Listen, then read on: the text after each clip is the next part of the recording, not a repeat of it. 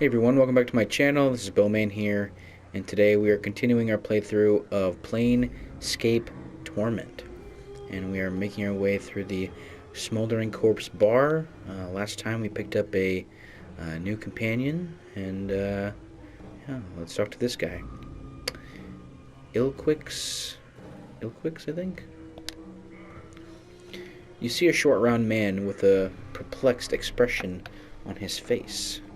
From the lines on his loose skin, it looks like it's not too uncommon. He carries a flag and a veil, but looks like it's the process of being emptied rapidly. In between swallows, he speaks in a gentle voice, so quiet that you can barely hear his words. Hello, traveler. My name is Ilquix. Can I be of some assistance to you? Greetings. I would like to ask you some questions. What did you want to know, my friend? Who exactly are you? I am but a humble man with a slight flowery, poetical bent and a tendency towards the supernatural. I regret that I have none of my supplies here. I should be most eager to teach you the ways of power. Perhaps sometime later. Yes, I'd like that. For now, though, I have some other questions.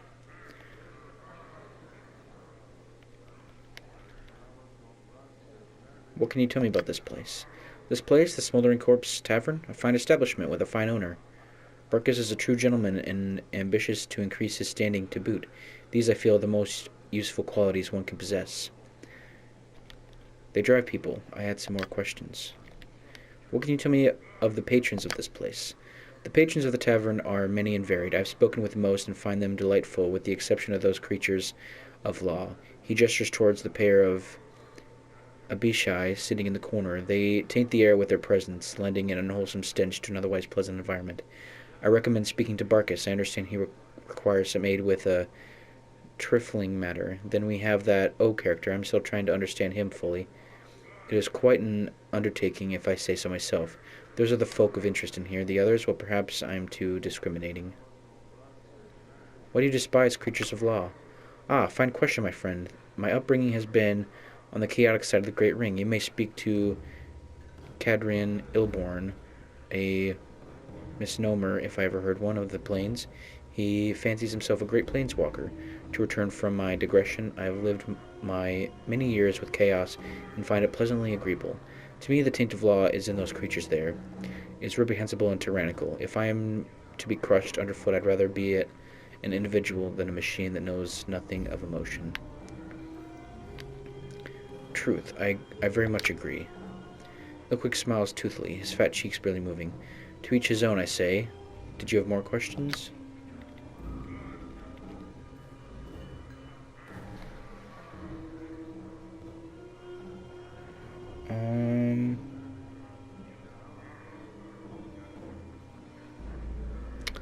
Nothing. Farewell.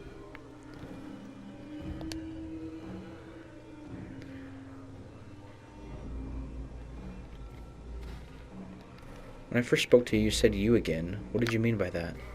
Yeah, you again. You got a hearing problem or something now? He was in here about 15 years ago, got all bubbed up, smashed up the place, left a pile of coin that wasn't enough to pay for the damages. So you plucked out your own bleeding eyeball and tells me you'd be back to reclaim it when you got 200 coins together.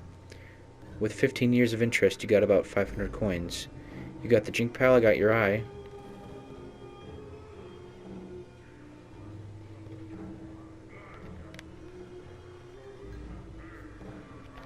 $500? That's ridiculous. That's the price. Take it or pike it.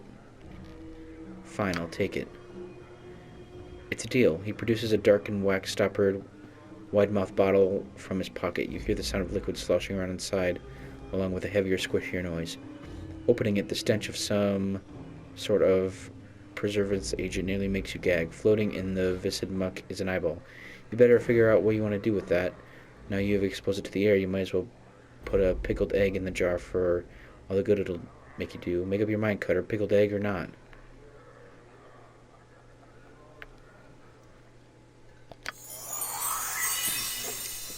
With a moment's hesitation, you reach into your socket and pop your eye into the palm of your hand. The bartender helpfully severs the optic nerve and directs your hand to the jar of goo that sits on the bar. You deposit your eye in the preservative, wrap your fingers around the old one, and slide it into your empty socket. The pain of this entire operation is incredible. After a moment, though, you can feel the optic nerve reattaching itself to this new eye, and suddenly you are hit by a flash of memory. A vast expanse of chaotic, ever-changing wasteland stretching before you, a group of humanoid vultures plummeting towards you, cruel weapons ready to strike, and your own shining blade clutched tight in your fist. An enormous frog-like creature comes bounding over, though under chaos stuff, headed for you with a mouthful of teeth. You hurl your javelin through the shifting matter and pin the creature to a sudden stone plinth. You have recalled some of your lost fighting skills.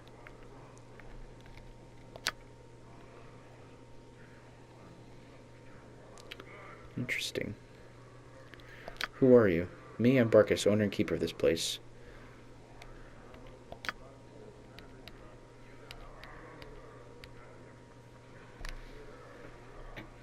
Interesting.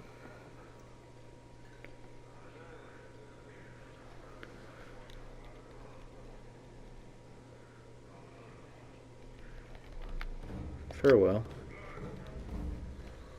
So I got my eye back. Didn't even know I was missing it, so.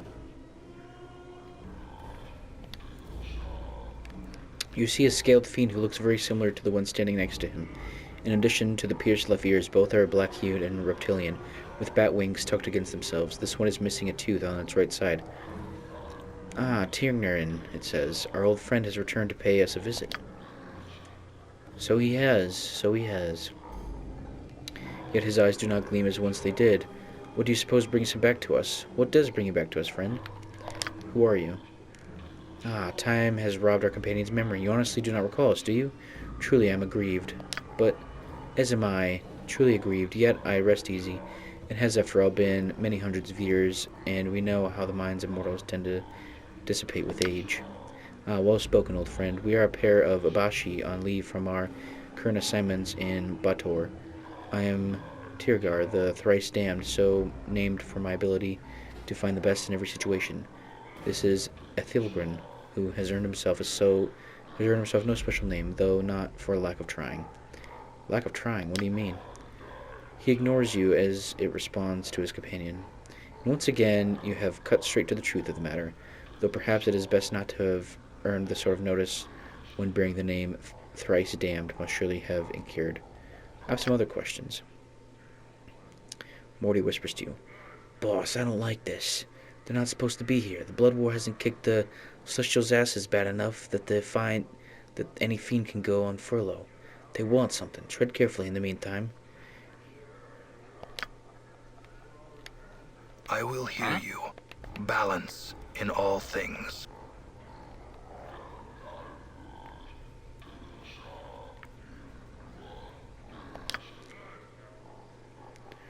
What I mean, dear man, is that time our old enemy has performed a vicious disservice on you. It robs your memories and steals your recollections. If you do not recall us, why is it because you have fallen prey to one of mortality's weaknesses? You are old friends of yours, old indeed. What can we do for you? I had some questions. What are you doing? What are we doing? Why, is it not perfectly clear, old friend? We are on leave from our beloved assignment, taking ourselves some much-needed rest and perhaps inducing some additional recruitment for our glorious cause. Our superiors fully support our presence, to be sure. In a more immense sense, we are taking our entertainment in this delightful establishment, and of course we are celebrating a return of our old friend. However, the stench of the breeze, which occasionally wafts the sense of goodness in the door, debases us, somewhat leaving us physically, mentally, and spiritually weaker. Fortunately, the air in this ward of the city carries a delicious tang of pain and supplication. Wouldn't you agree? Again, the fiend smiles broadly at you.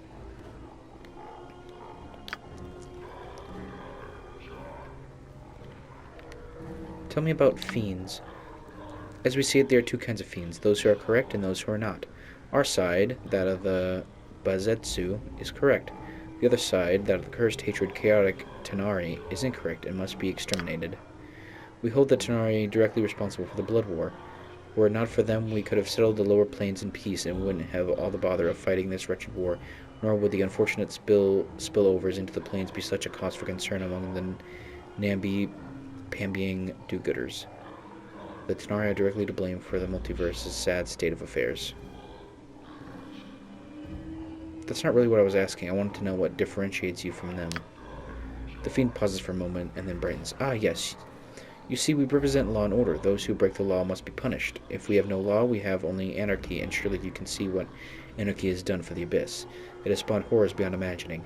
Any excess the Bazetsu state have indulged in are simply to counter the rising tide of chaos represented by the Tanari. We mean no harm to anyone, we just prefer to understand where the boundaries are.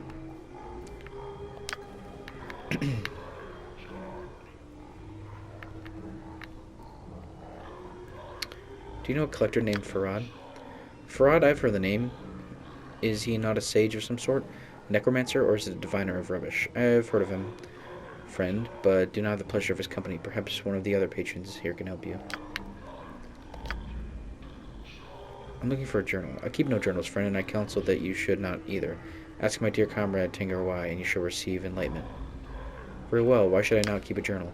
Because, friend, it is easy to make the mistake of committing a true word to postery, and easier still for someone you once trusted. And here he shoots a glance full of venom at his friend, to find that word and use it against you.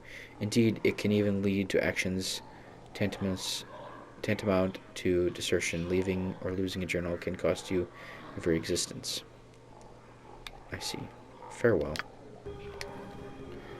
The sturdy pylons support the ramshackle roof. You see someone dressed as a female dustman with half-empty glass in her right hand. As you near her, she calls out to you. You, over here. You notice that there's something wrong about her, and your exposure to the dustman leads you to believe that she's just too lively to be a real member of the faction. Hey, Cutter, buy a lady a drink?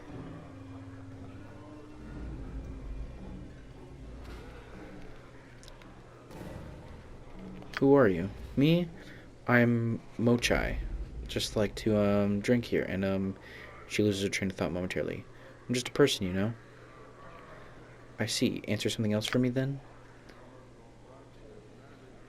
You're not really a dustman, are you? She looks around nervously and seems to sober right up. Why do you say that? Because you don't act like a dusty and you're not offering contracts. In fact, you're taking money instead of giving it out for that corpse labor they do at the mortuary. She stifles a squeak of terror and hastens to explain. No. I'm not a dustman. I just found these robes in the street and I didn't have enough money to get good clothes, and I heard there was a dustman thief around, but you could probably find him somewhere else in the southwest part of the Hive. I saw him, but I hid from him. Please don't hurt me.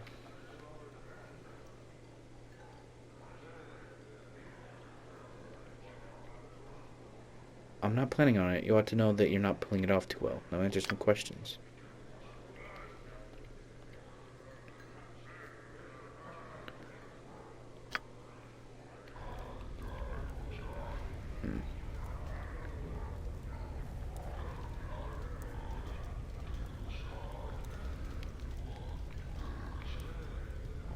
Let's see.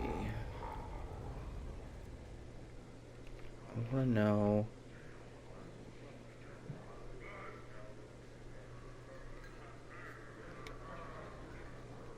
All right. It's in here. This once functional door is now nailed shut and barred on the inside to protect against thieves.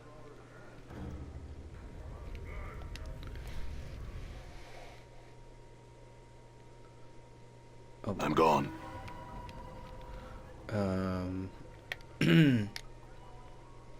We want to go here.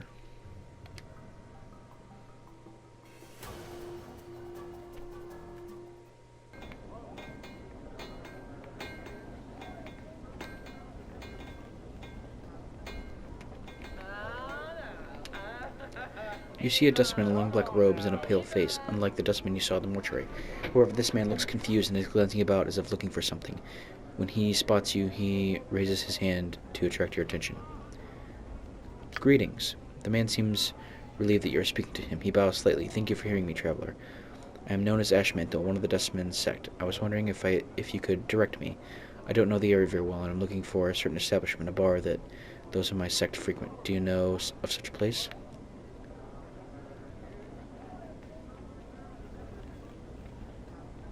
I've heard of it. I'd be willing to help you for a price. He sighs and holds up his hands. I regret to say that I have no drink to spare.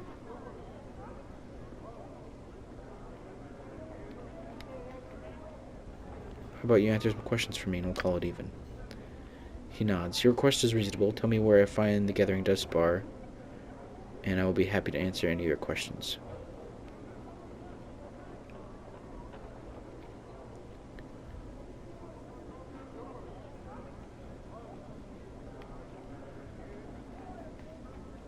The bar you want is by the mortuary. Orient yourself by the mortuary, the front gate, then walk directly southwest. You can't miss it. The Dustman smiles. Thank you very much, Trevor. I appreciate your kindness. The people of Hive are really helpful in such matters. Tell me about it. Say, can I ask you some questions? What questions do you have?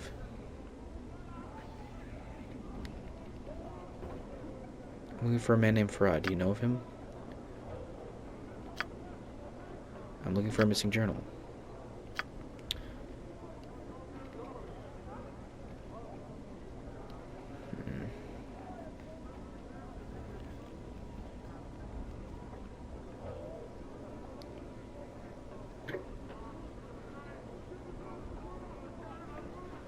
Can you tell me a little bit about the area? This area, well, there's a market to the northwest, I believe, and there's government offices to the southwest. He thinks for a moment. The Vermin Control Office, I think. You seem to know this area very well. He shrugs. The Hive is a large place. I know some areas, but not others. I see. Can you tell me a little bit about the Dustman? He pauses for a moment and nods. It would be my pleasure. We, the Dustmen, recognize this life for what it is, an opportunity to experience our passions before the next life. We sift through the dust in our past lives for meaning before the next. I see.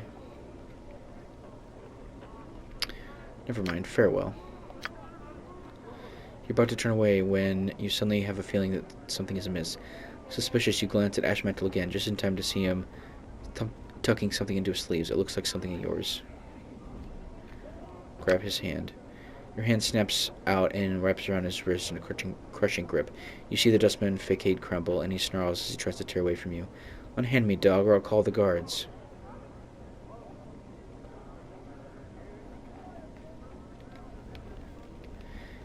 Give me everything you have, thief, and I'll let you go. Pah, he looks more irritated than anything else. What gave me away?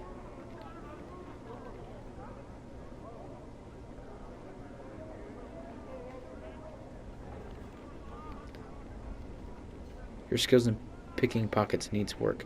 Now I had some questions for you. What are you doing in that dustman get-up? He shrugs. Nobody suspects a dustman. He gives a hollow chuckle. Can make a nice bit of drink before anyone catches on the peel.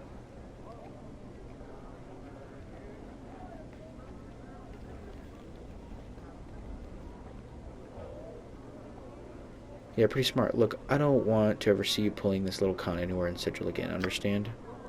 He nods. Agreed. We'll never cross paths again. I'll find another peeler job elsewhere.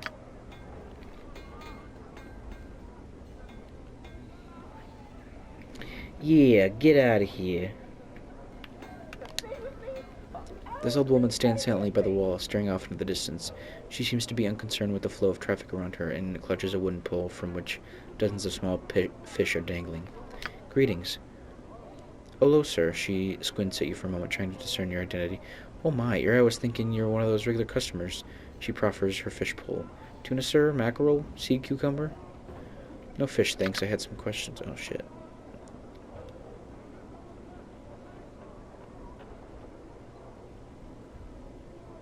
Her mouth presses down into a tight-lipped frown, and she stares off over your shoulder. Look behind you to see what she's staring at. You can see nothing of interest behind you. As you turn back to her, you catch her looking at you. She looks away quickly, resuming her staring off in the distance. What, do I look familiar to you? Goodness, no. She pauses for a moment. Aye, you do. Have you seen me before, then? I think, or a man with your very likeness, sir. 'Twas so long ago. Tell me. Well, sir, you see, my sight was no good now. 'Twas back then neither, but I thought I saw you walking past with a small group, trailing along behind you. What did these people look like? It's hard to say, sir. 'Twas long ago, and you walked by so quick-like. But I remember now the way you held your head up. There was a woman following you, trying to stop you, to get you to turn around and speak to her, but you pushed her away. What happened then? Beautiful woman she was, looked so sad, so angry all at once. She stood there for a moment, then followed along behind you just the same, hustling to catch up. You had said there was a group? Who else was there? She shrugs. There was at least 2 other gentlemen with you, sir. The only one I remember too clearly, though, was tall and thin, reeked of bub, and he did.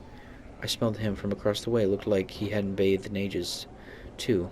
He followed you close, he did, and he never said a word. Acted like this woman wasn't even there. Even when she bumped against him trying to stop you.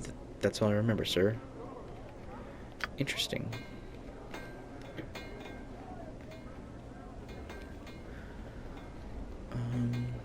Let's talk to one more.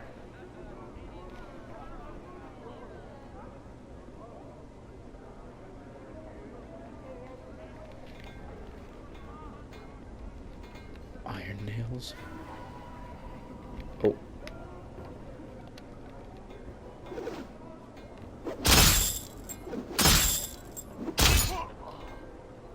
Yeah. I'm gone.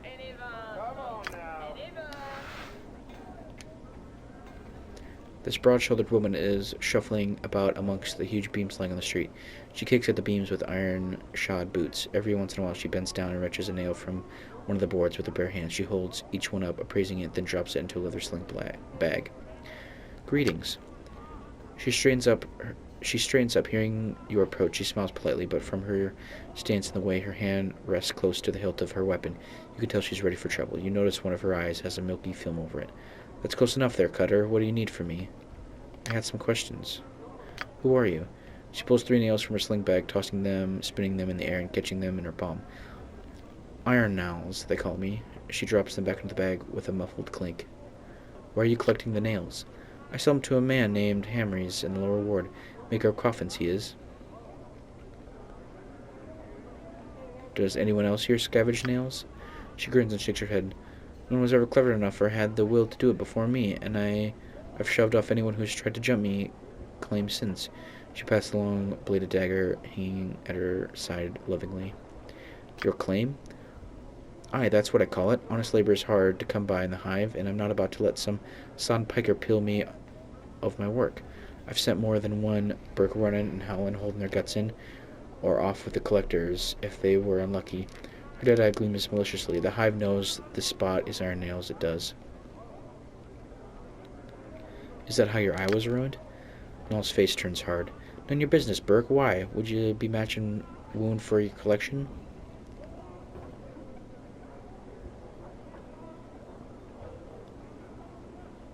No, that particular one's not quite me. She laughs heartily. Aye, and I don't think you have much room for another scar besides.